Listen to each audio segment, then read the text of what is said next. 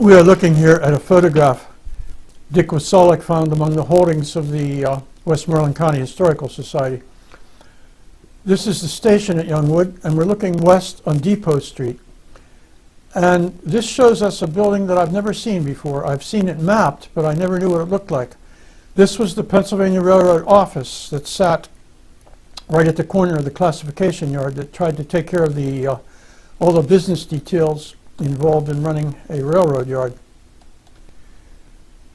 And this, if I blow it up a little bit, will show what we're looking at. See, this is Depot Street.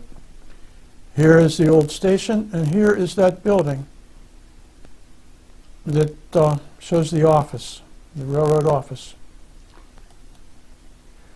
Another shot that Dick Wasolek found amongst the Historical Society photos, looking north up through the yard, station over here. This is just a couple hundred feet north of that. The station would have been down this way. But this up here was the freight house. This is where the freight was handled.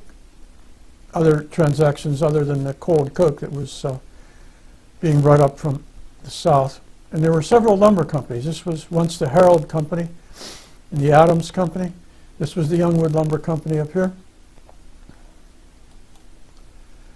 This is a picture of that freight house, that freight station that was sitting there. Not a very good photo. I tried to clean it up a little bit and get some color on it to define things a bit better. The view in the mapping has a lot of platforms around it. This is contemporary. This is that area where the station was, the freight house. This is the present passenger station down here on Depot Street. And now we go down under the ground. This is something that I believe Buncher did when they were working on railroad cars there. They used an old box car and put some uprights, metal studding, and corrugated steel. I can't say I compliment their architectural taste. This is maybe 20 years ago or so. I took this shot of that old lumber company that was there. I believe it used to be called Herald Company back in the 20s. The shot I did maybe around the year 2000, down there. And that tells us it's time for what's next. We are looking at Youngwood from up in the air with the help of Google Earth. Now my plan here is to come down a bit closer, and we're looking at 4th Street, and 4th Street down around this point comes out to a road that's called Overhead Bridge Road, and it's there since earlier times when there was, once upon a time, an overhead bridge out here. And what we're going to try to do is come down a little bit closer and bring this little guy out here, and hopefully he will take us down, and we're right down here.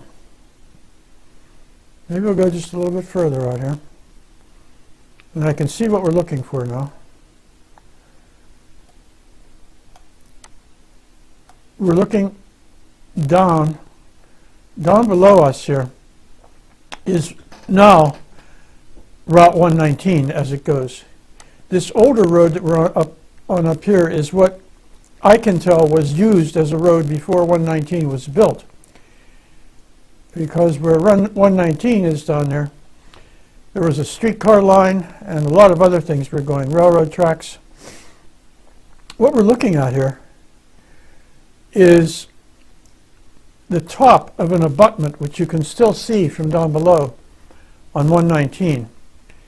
That abutment was built to hold up the western edge, or the western end, of a big bridge. That was the overhead bridge that went over top of the classification yard once upon a time, back when railroads were booming and a a lot of stuff was happening.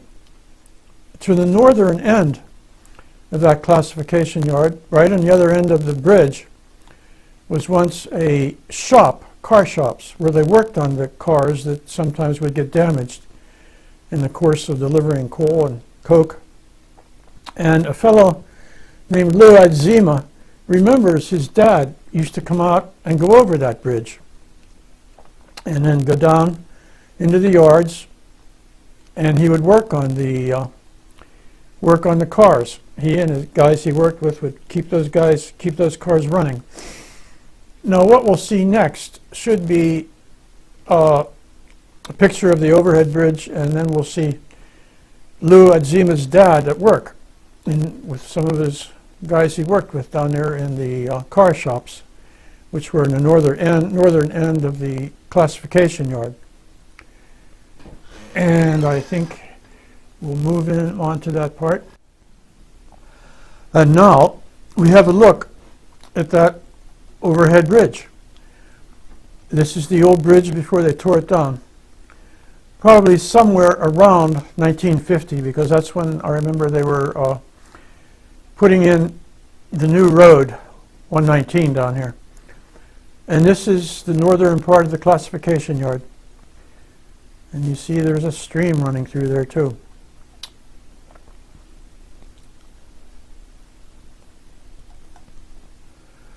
And as I said, Lou Adzima's dad worked down there in the car shops right close to the overhead bridge. These are the guys that work working on a looks like they have a hot box open for one of the trucks from one of the cars that they're working on, maybe putting in a new bearing or who knows what.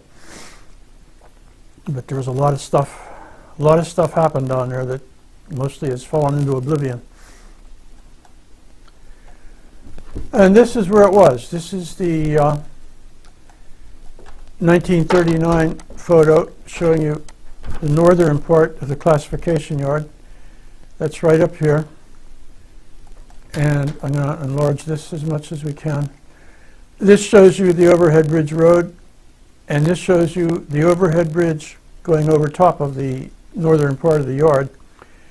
And you can see up here a few buildings. Perhaps they were some of the structures where the car shops were located. I'm not certain of that.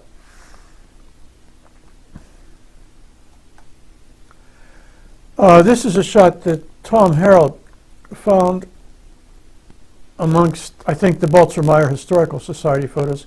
They show the classification yard before some of those structures were built over here that Buncher Company has put in. You can see it was wider than the trackage is there now, and going a good distance. And this is another shot that Dick Wasalik came up with from the Westmoreland County Historical Society, showing the station down at Youngwood. This was a postcard marked 1912. And an interesting fact here, this is published by J.L. Armbruster. And it becomes interesting when you look at this thing a bit closer. If you're used to looking at photographs, one of the things you see as you enlarge it, this does not look like a normal photograph. What it looks to me is a photograph that somebody has worked on.